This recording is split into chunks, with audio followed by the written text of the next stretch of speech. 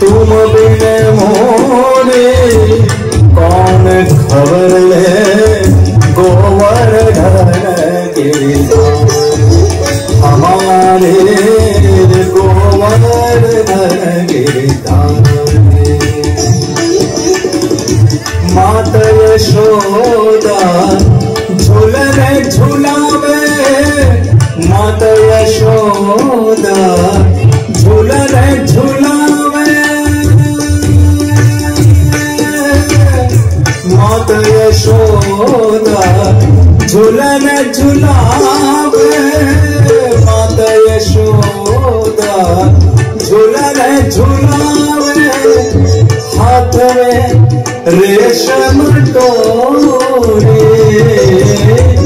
हाथ में रेशम डोरी तुम बिन मोरी कौन खबर ले गोवर्धन गिरिधाम हमारे गोवर्धन गिरिधाम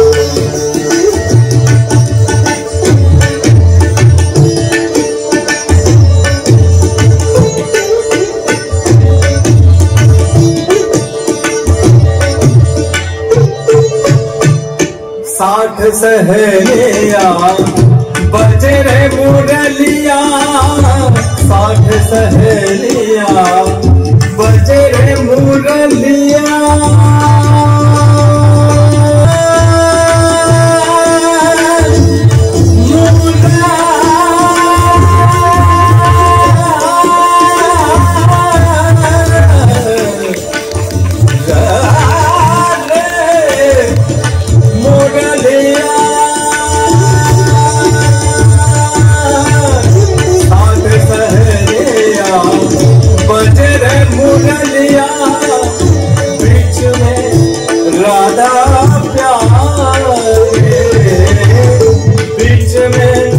राधा प्यारे तुम बिन मोरे कौन खबर है गोवर्धन गिरिधाम हमारे गोवर्धन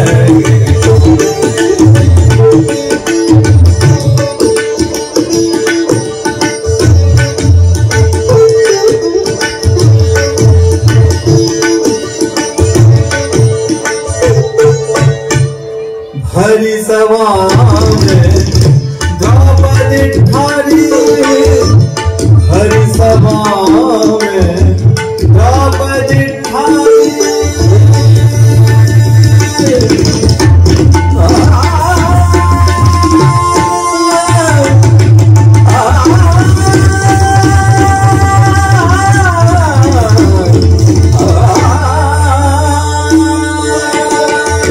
हरि सभा में द्रौपदी ठारी हरि सभा में द्रौपदी ठारी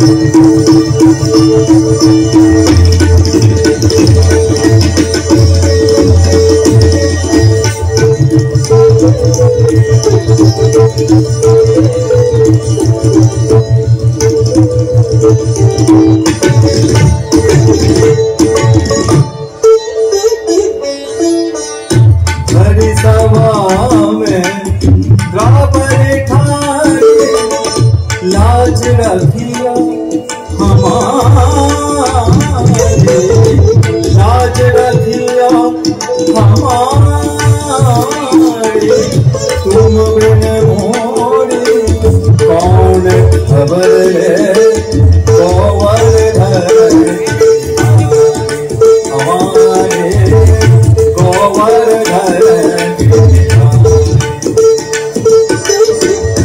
मीरा के प्रभु गिरिधर नाथ मीरा के प्रभु गिरिधर नाथ पार्वत गुण गाओ पार्वत गुण गाओ तुम बिन मोरी कौन खबर है गोवर्धन हमारे गोवर्धन हमारे गोवर्धन गोवर्धन गोवर्धन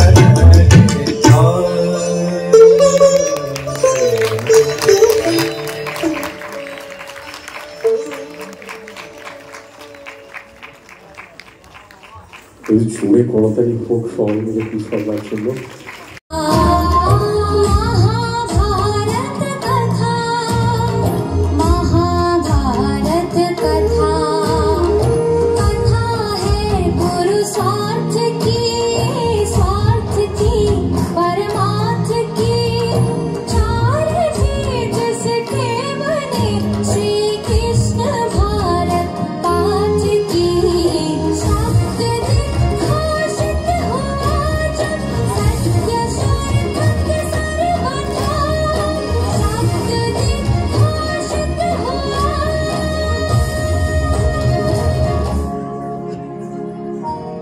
আমি যাজ্ঞসেনী দ্রৌপদী, হে ভারতের অধিবাসী, তোমরা আমাকে সম্মানের উচ্চ শিখরে স্থাপন করেছ, পঞ্চকন্যার অন্যতমা রূপে করেছ প্রতিষ্ঠিতা। কিন্তু আমার স্বরূপ জানতে পেরেছ কি? কে আমি? কেবল পাঞ্চাল রাজের কন্যা বলেই কি আমি পাঞ্চালী? আমার জন্মের কাহিনীতে এত রহস্য কেন? পঞ্চপাণ্ডবী বা কে? কি তাদের সত্য পরিচয়? এই সকল প্রশ্নের উত্তর দেব বলেই আজ তোমাদের সামনে আমার আগমন। চলো আজ ফিরে যাই সেই রাতে, আমার প্রাকট্যের সেই রাত, যে রাতে লাঞ্ছিত অপমানিত রাজা দ্রুপদ মহর্ষি উপজাজের পৌরোহিত্যে শুরু করেছেন কৃত্যা প্রকটন হোম। আমি পাঞ্চাল রাজ দ্রুপদ। এ যে হোমাগ্নি, এ আসলে আমার এই অন্তরে জ্বলতে থাকা অপমানের আগুন।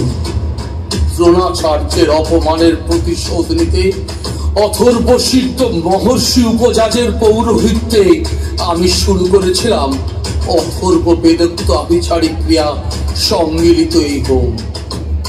অর্জুনের মতো বীর পুত্র লাভই ছিল আমার উদ্দেশ্য, কিন্তু সে উদ্দেশ্য তো সফল হয়েছে। আমি তো পেয়েছি পুত্র ধৃষ্টদ্যুম্নকে। তবে হোমাগ্নি এখনো কেন প্রজ্বলিত? হঠাৎ প্রবল ঝড়ে আন্দোলিত হতে শুরু করলো 10 দিক।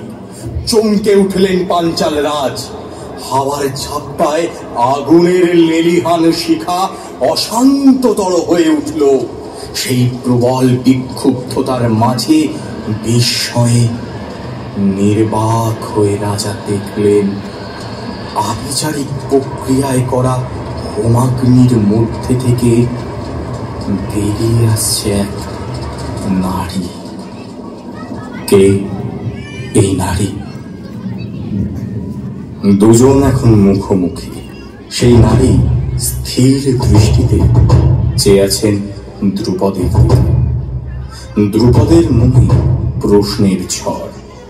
কিন্তু তিনি কিছু বলার আগেই কালো রাত্রির আকাশ কম্পিত করে ঘোষিত হলো এক দৈব বাণী। যজ্ঞাগ্নি সম্ভূতায় কন্যাকে দেখো দুর্বল, অথর্ব বিদগ্ধ আবিচারিক ক্রিয়ায় এর জন্ম।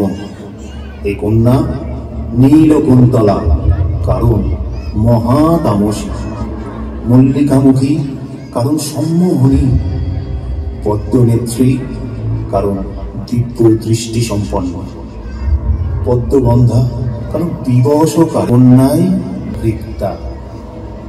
একে কন্যা রূপে স্বীকার করো, নাম দাও দ্রৌপদী। তুমি কৃত্যা, তুমি কুরু বৃক্ষ নির্মূলীকরণের শানিত কুঠার। বেশ, তবে তাই হোক। আজ থেকে তুমি আমার কন্যা, পাঞ্চাল রাজের কন্যা বলে তোমার আরেক নাম হোক পাঞ্চালী।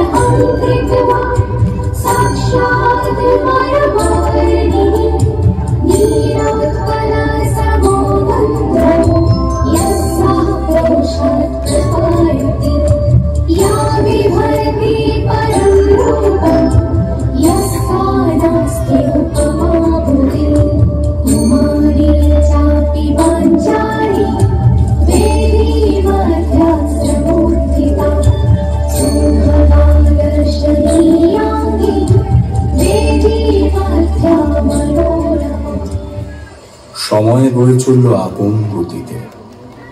যজ্ঞাগ্নি থেকে দ্রৌপদীর প্রাকট্য নবযৌবনা মূর্তিতে। তার কোনো শৈশব নেই, তবুও কখনো কখনো তার মন হয়ে ওঠে শিশুর মতোই চঞ্চল। ঝর্ণার মতো উচ্ছল হয়ে ওঠেন তিনি সখীদের সাহচর্যে।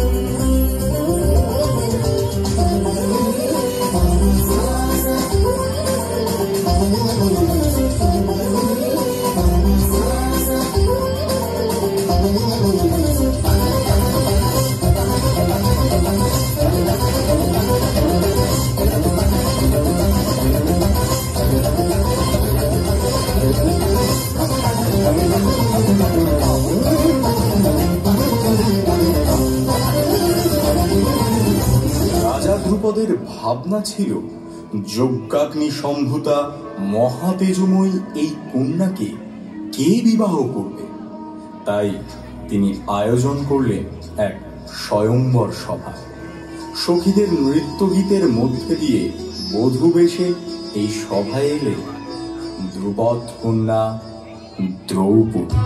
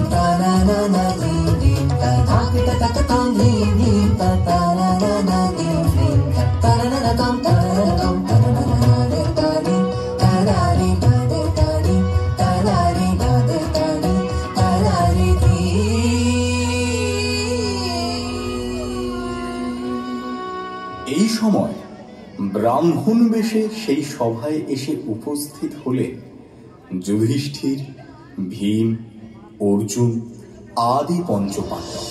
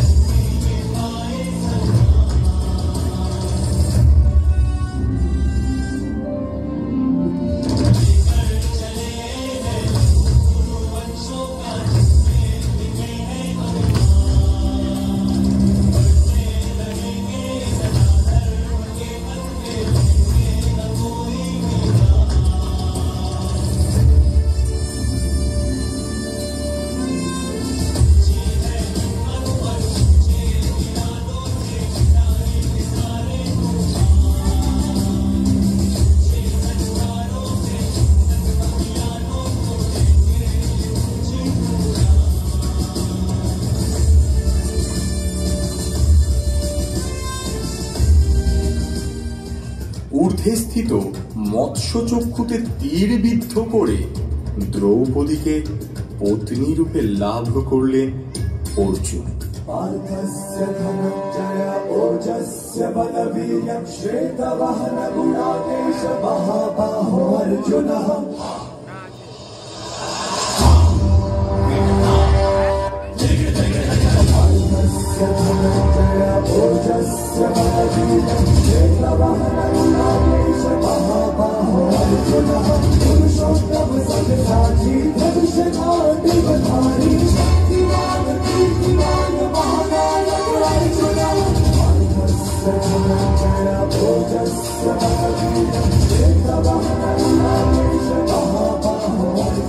আমি গান্ডীব ধন্যা অর্জুন, আজ এই রাজসভা মাঝে ধ্রুপদ কন্যা দ্রৌপদীকে লাভ করে আমি ধন্য হলাম।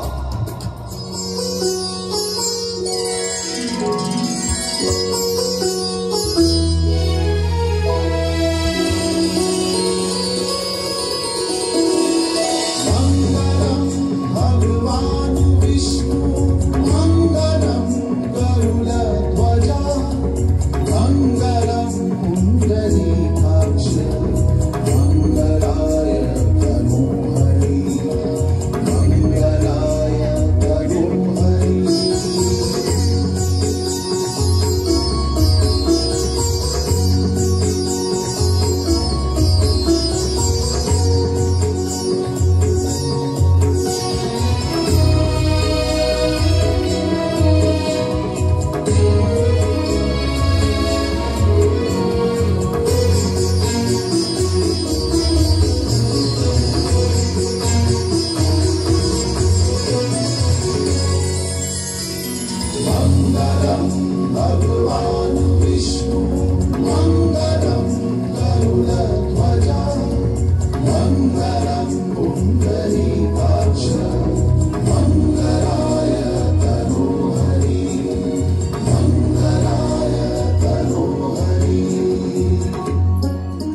সদ্য বিবাহিত দম্পতিকে নিয়ে পাণ্ডবগণ এলেন তাদের মাতা কুন্তির কাছে।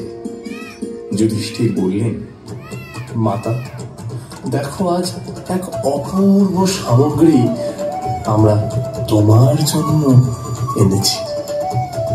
যা এনেছ তা তোমরা 5 ভ্রাতাই সমান ভাগে ভাগ করে নাও।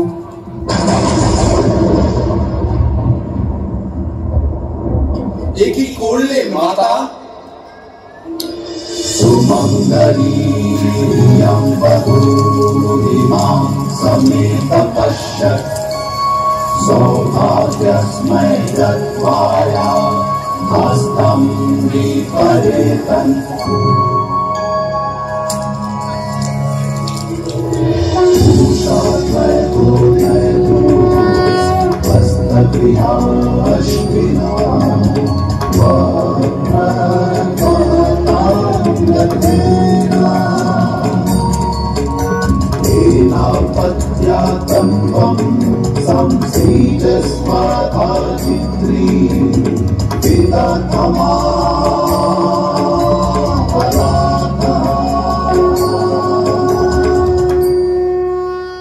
কি আশ্চর্য, তাই না?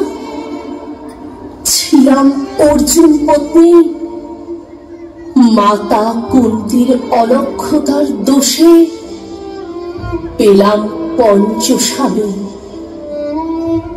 অবশ্য এমনটাই তো হওয়ার ছিল। ঠিক এই পর্যায় থেকে আমি আমার সত্য পরিচয় ধীরে ধীরে তুলে ধরব তোমাদের সামনে। আমি দ্রৌপদী, ভদ্রকালিকার অংশ স্বরূপা মহাকৃত্যা আমি। আর এই পঞ্চপাণ্ডব, কি তাদের আসল পরিচয়? মাতা কুন্তি যম, পবন, ইন্দ্র ও অশ্বিনী কুমারদ্বয়কে আবাহন করে লাভ করেছিলেন পঞ্চপুত্র। ভদ্রকালী রূপে যুগে যুগে তাদের আরাধ্যা আমি। ধর্ম, বিনম্র, বলবত্তা, জ্ঞান লালসা, দূরদর্শিতা ও সহনশীলতার দ্বারাই আমাকে লাভ করা সম্ভব। পঞ্চ পাণ্ডব এই পঞ্চগুণের অধিকারী, আর তাই তারা আমার পঞ্চস্বামী। যুধিষ্ঠিরের কাছে আমি ধর্মলক্ষ্মী, ভীমের বীর লক্ষ্মী, অর্জুনের সৌভাগ্য লক্ষ্মী, নকুলের রূপলক্ষ্মী ও সহদেবের বিদ্যালক্ষ্মী।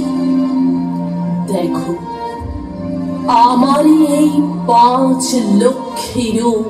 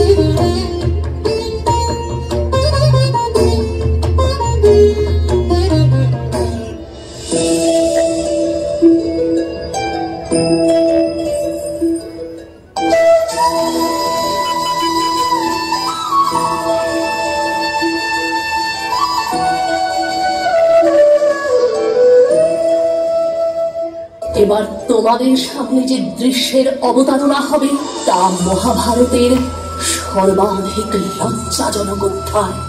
তবু সেই অধ্যায়টি আমার স্বরূপ প্রকাশের চরমতম উপযুক্ত স্থান। পাণ্ডব ও কৌরবদের নিজ দ্বন্দ্বের জন্য আজ আমার এই করুণ পরিণতি।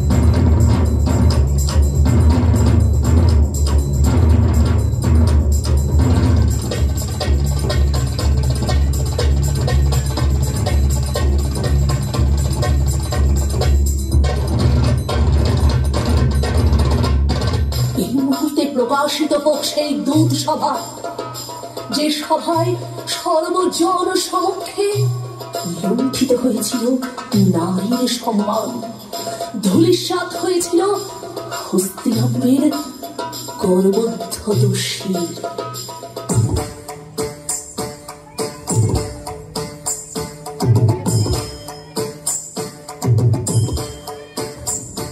নিস্তব্ধ কুরুসভা, চলছে দ্রুত ক্রিয়া। একদিকে একের পর এক সামগ্রী পণ রেখে সর্বশান্ত যুধিষ্ঠির, অন্যদিকে কুটিল হাসি মুখে নিয়ে দণ্ডায়মান সুবল নন্দন শকুনি। খেলা কি তবে শেষ, নাকি আরো কিছু জয় করার ইচ্ছা শকুনির? না, খেলা শেষ নয়। হঠাৎ ক্লেশ কম্পিত কণ্ঠে বলে উঠলেন যুধিষ্ঠির সেই ভয়ঙ্করতম কথাটি। যিনি আকুঞ্চিত নীলকুন্তলা, মল্লিকামুখী, পদ্মনেত্রী ও পদ্মগন্ধা, যিনি মেষ পালিকার ন্যায় শেষে নিদ্রিতা ও অগ্রে জাগ্রতা, সেই শ্রীলক্ষণা দ্রৌপদীকে আমি পণ রাখলাম।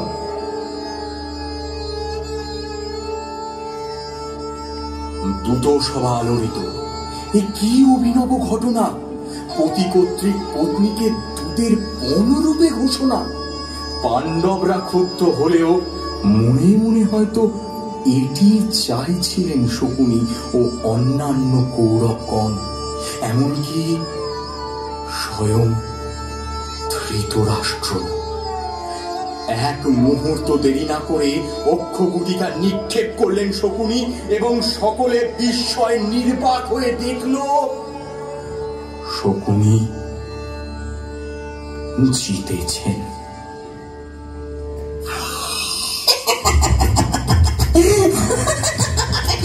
জিতেছি, আমি জিতেছি।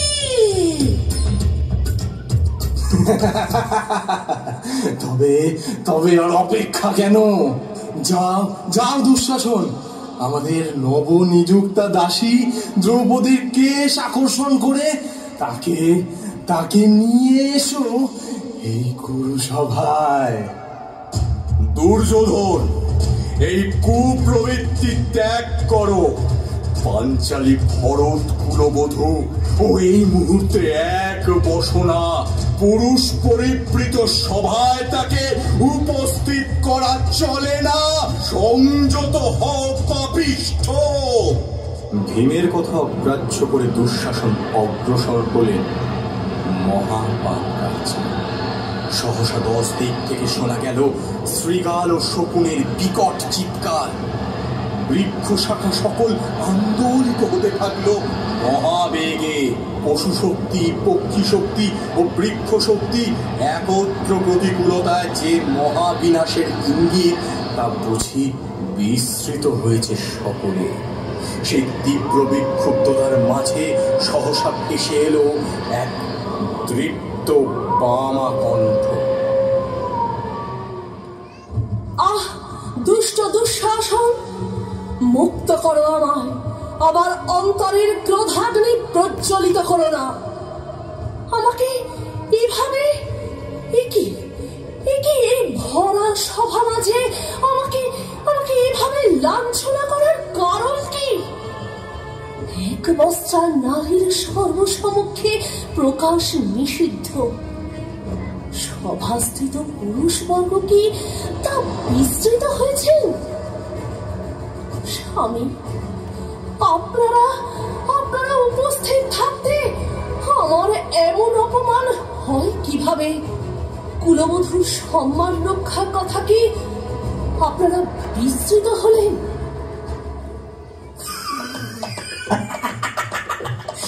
স্তব্ধ হও নারী, কে কুলবধূ? তুমি আজি দ্রুত ক্রীড়ার পণ্য সামগ্রী মাত্র। এই ক্রীড়ায় তোমাকে পণ রেখেছিল তোমারই স্বামী যুধিষ্ঠির। জয় লাভ করেছি আমরা, তাই তোমার স্বামী আজ বাক্যহারা হয়েছে। এবার আমরা তোমাকে আমাদের ইচ্ছা অনুসারে ব্যবহার করব।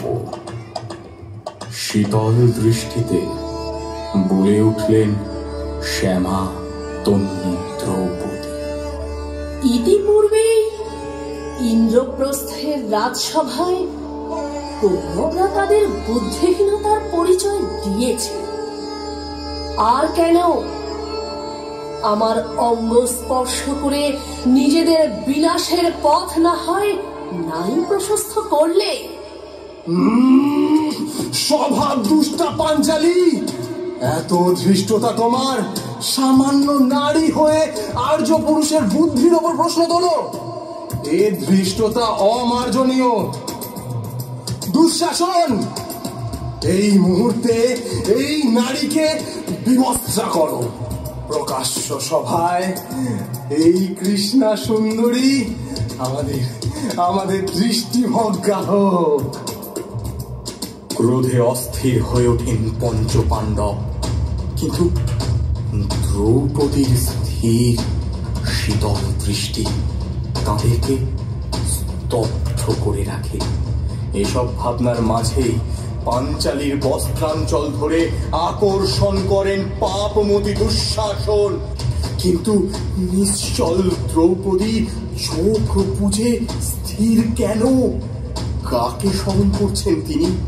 সহসা সভা কম্পিত করে বেজে উঠল পাঞ্চজন্য। প্রবল আলোর দীপ্তিতে দৃষ্টি ঢেকে যায়। সেই আলোর সমুদ্রে প্রকট হন এক দিব্য পুরুষ মূর্তি। সচকিতে সকলে দেখলেন দ্বারকাধিপতি শ্রীকৃষ্ণ। তদাত্মানং সৃজাম্যহম।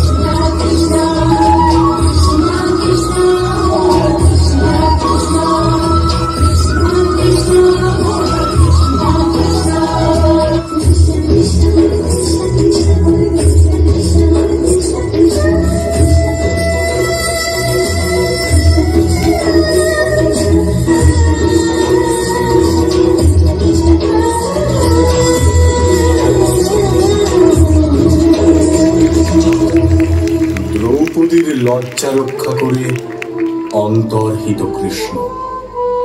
দ্রৌপদী স্থির, যেন নিশ্চল গৌরী শিখা। নির্বাক সভা সবাক হওয়ার আগে শীতল কণ্ঠে তিনি বলে উঠলেন, আজ সর্বসমক্ষে যে ঘটনা ঘটল তার জন্য আমার কোনো শোক নেই, নেই কোনো বিষাদ।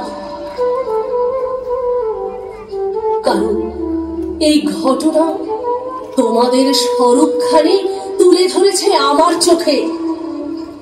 তোমরা পুরুষজন, আর্য সমাজের শির স্বরূপ।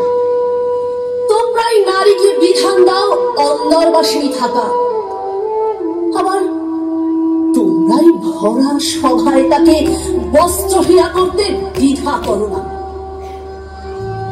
পুরুষে পুরুষের যুদ্ধের সমাপ্তি ঘটে নারীর স্থিরতা হানিতে। বেশ, এতকাল তোমাদের ইচ্ছে মতো কার্য হয়েছে।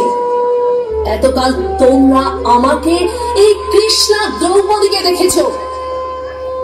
আজ যখন পাপ তার চরম সীমা স্পর্শ করেছে, তখন এই সভায় এবার সকলে আমার স্বরূপটিও দেখুক। কৃষ্ণা দ্রৌপদী নয়, আমি আসলে কৃত্যা দ্রৌপদী।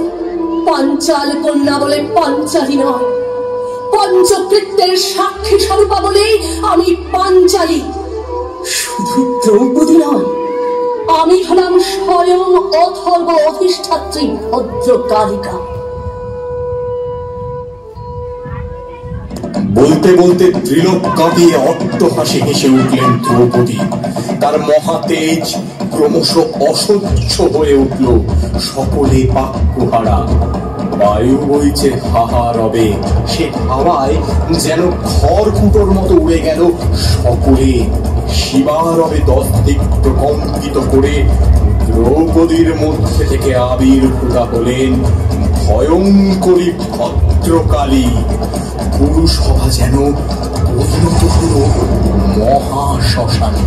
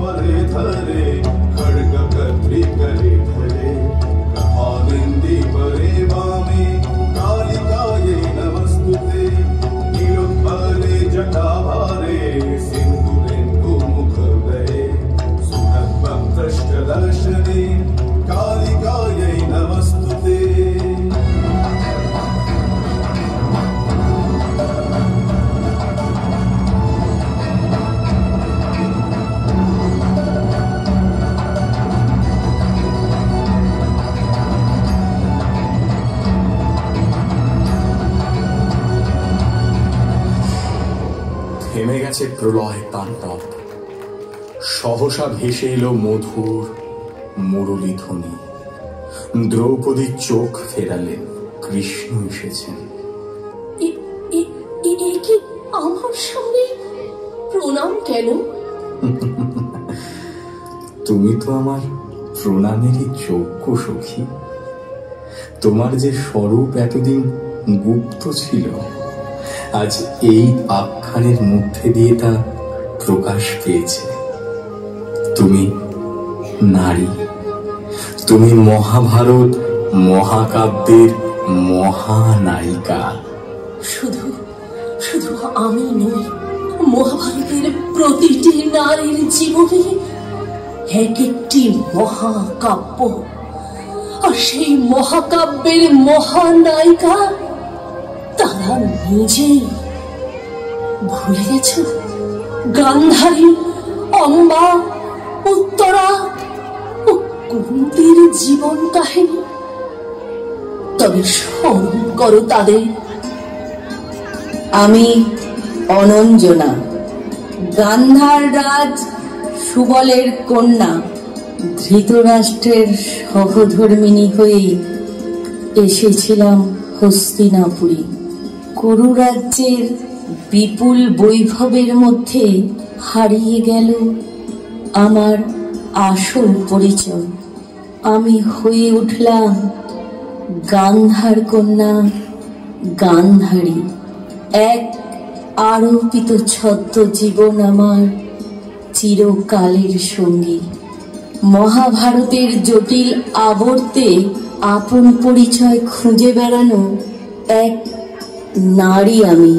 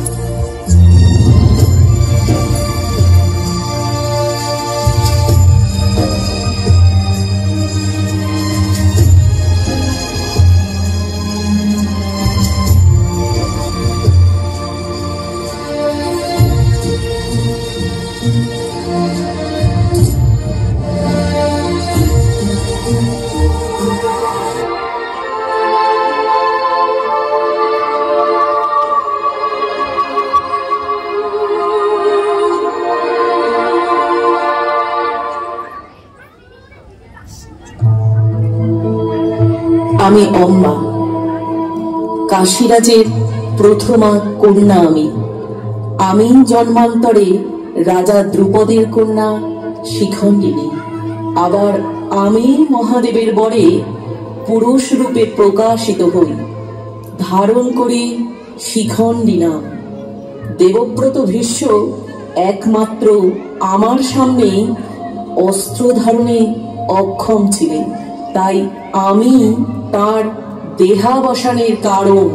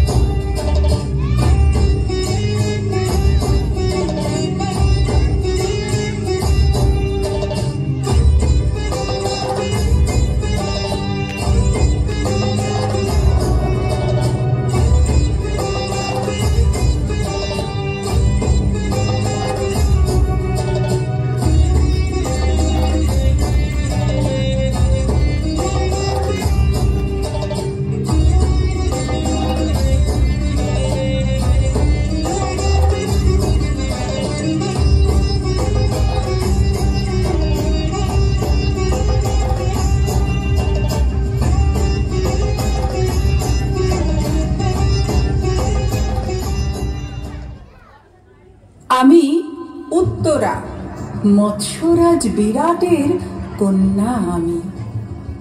সমগ্র মহাভারতে আমি প্রায় অদৃশ্য থেকে যাওয়া এক নারী। অর্জুন পুত্র অভিমন্যুর স্ত্রী হওয়া সত্ত্বেও আমাকে সহ্য করতে হয়েছিল অশ্বত্থামার ব্রহ্মাস্ত্র। পরীক্ষিত জননী হয়েও আমি মহাভারতে এক প্রকার উপেক্ষিতা নারী।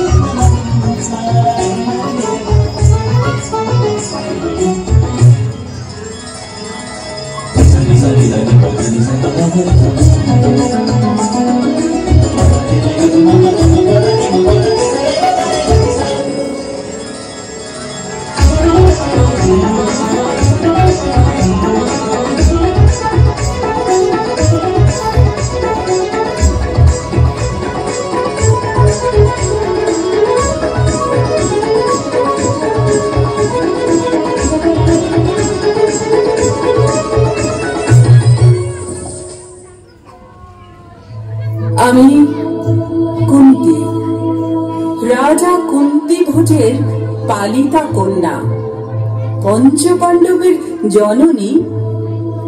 আমারই আদেশে পুত্র ভীম বকাসুরকে বধ করে। আমার প্রথম সন্তানকে আমায় বিসর্জন দিতে হয়েছিল নদীর জলে।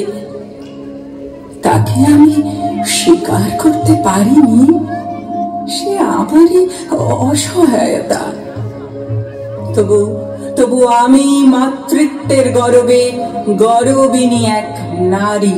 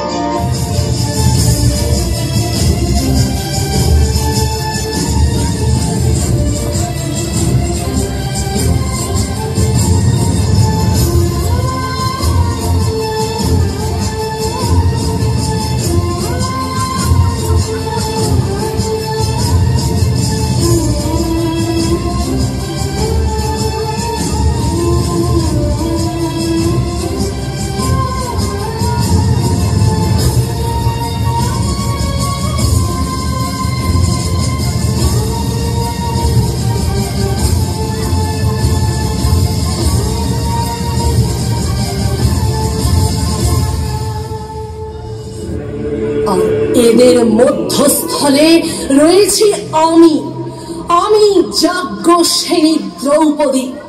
আবার আমি পঞ্চকৃত্যের সাক্ষী স্বরূপা মহাকৃত্যা। আমাদের আদর্শ, নিষ্ঠা, ভালোবাসা, বিরহ, ত্যাগ ও তিতিক্ষায় পূর্ণ এই মহাভারত যুগ যুগ ধরে জগতে প্রবাহিত সভ্যতার যে চিরচঞ্চল ধারা, সে ধারায় মিশে আছে, শাশ্বত হয়ে আছে আমাদের জীবন কাহিনী। ধন্য ধন্য আপনারা আমার প্রণম্য। আপনাদের সঙ্গে একীভূত হয়ে যুগ থেকে যুগান্তরে মহাভারত হয়ে উঠবে এক অমর গাথা। আর আপনারা প্রত্যেকেই হবেন সেই মহাভারত মহাকাব্যের মহানায়িকা।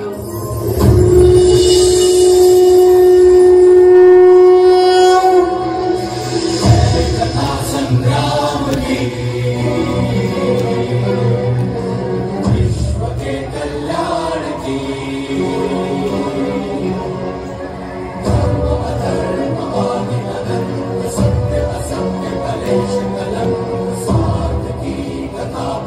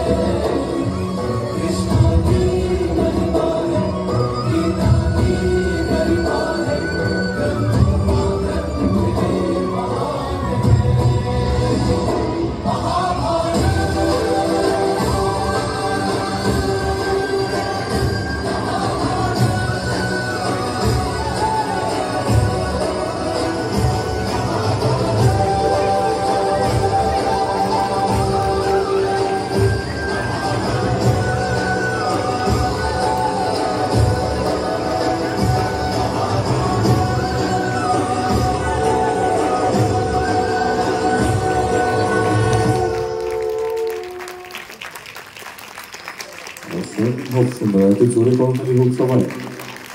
আমি সবাইকে বলবো স্টেজে যাওয়ার জন্য, সবাইকে বলবো স্টেজে।